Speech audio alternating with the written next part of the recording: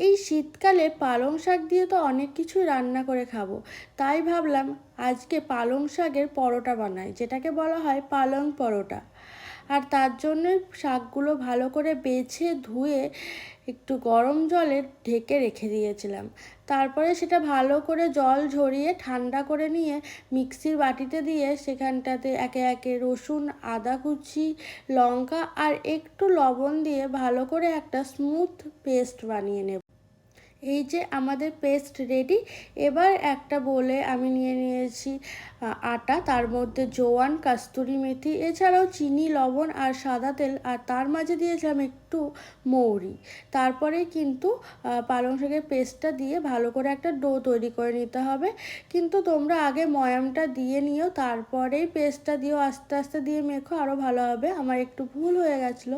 আর তারপর এখান থেকে লেচি কেটে নিয়ে ময়দাতে ডুবিয়ে ভালো করে একটু গোল করে বেলে নেব।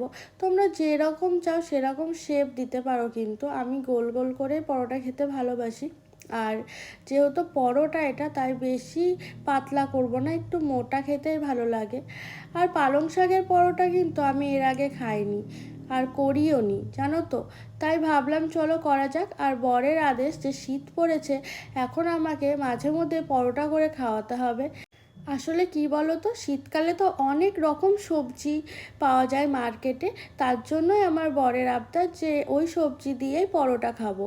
ফুলকপির পরোটা, গাজরের পরোটা, আলুর পরোটা, এই ধরনের আর কি। তাই ভাবলাম চলো, এই উজুকে আমারও খাওয়া হয়ে যাবে।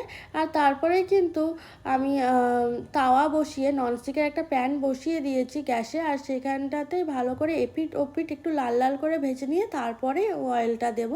আর তেলটা একটু অল্প পরিমাণেই দিচ্ছি। অনেকে ঘি দিয়ে ভাজে, কিন্তু রাত্রেবেলায় খাবো তো, তার জন্য আর ঘি দিয়ে খাওয়াটার রিস্কটা নিলাম না, তাই সাদা তেল দিয়েই ভাজলাম। আর খেতে সত্যিই সুন্দর হয়েছিল। আমি পুরো নিজের মতো করে বানিয়েছি, ইউটিউব কিছু দেখিনি। আর আমি প্রত্যেকবারই ইউটিউব দেখি আর সেটা আমার পছন্দ হয় না, তাই ভাবলাম নিজের মতন করে বানানো যাক। তো তোমরা অবশ্যই ট্রাই করে বলো কেমন মানে হয়েছে। আমার কিন্তু ভীষণ ভালো লেগেছে খেতে। তোমরা কে কে পালং শাক খেতে ভালোবাসো সেটাও জানিও।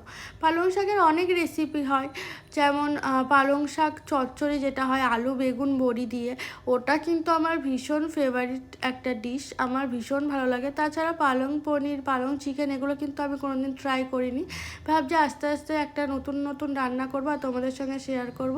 আর এটা কিন্তু আগের দিনে একটা চাটনি বানিয়েছিলাম আমি, যেটা পরোটা দিয়ে খাবো বলে। সব রকম পরোটা দিয়ে খাওয়া যাবে, আর সেটা দিয়ে আমি ট্রাই করে দেখাচ্ছি তোমাদের। উফ, দারুণ